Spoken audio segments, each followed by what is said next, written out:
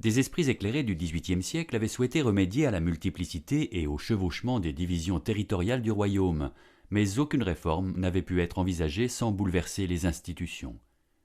Après la nuit du 4 août 1789 et l'abolition des privilèges particuliers des provinces, deux idées priment: diviser les provinces au particularisme trop affirmé et croissant, et donner la même division territoriale à tous les services publics et à la représentation nationale.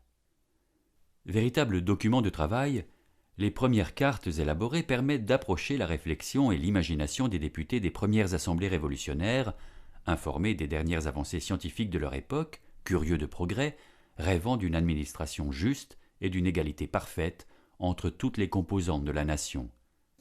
Le comité restreint du comité de constitution créé en juillet 1789, dont font partie Talleyrand, Sieyès, Le Chapelier et Rabot-Saint-Étienne, reprend l'idée d'un découpage géométrique à l'instar des États américains, procédé qu'avait illustré le géographe Robert de Hesseln en 1780 en dressant une carte de la France divisée en 81 contrées carrées de 18 lieues sur 18, soit 72 km environ, divisées elles-mêmes en 9 districts de 9 cantons chacun. Ceci avec 4 lieues de côté, en référence à Condorcet pour qui la plus petite circonscription devait avoir une superficie telle que dans l'espace d'un jour, les citoyens les plus éloignés du centre puissent se rendre au chef-lieu, y traiter d'affaires pendant plusieurs heures et retourner chez eux. La carte, réalisée à base de variations sur le carré, peut aider les députés à réfléchir sur la représentation proportionnelle, politique, des différentes régions, mais elle n'épouse en rien les données naturelles du relief ni les voies de communication, ne porte aucune subdivision susceptible de rapprocher l'administration des administrés, ne tient nul compte des densités d'occupation du sol ni des contraintes du relief.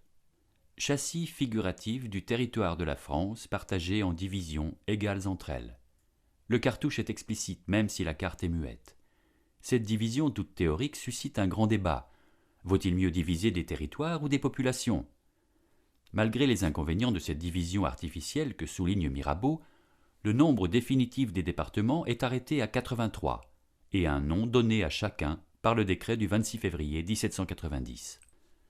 La carte d'Hennequin, destinée à faire voir l'emprise des nouveaux départements, permet d'ébaucher les contours des futures circonscriptions non encore dénommées ni figées. Les limites grossières des départements de l'Île-de-France, avec des repentirs et des tracés hypothétiques hâtivement assurés, figurent les 5 départements entre l'Île-de-France et le nord de la Bourgogne. Leurs tracés définitifs seront sensiblement différents. Le titre est manuscrit. On n'a pas eu le temps de faire graver l'état définitif d'une question en pleine gestation qui suscite des discussions, des passions et bientôt de nombreuses réclamations.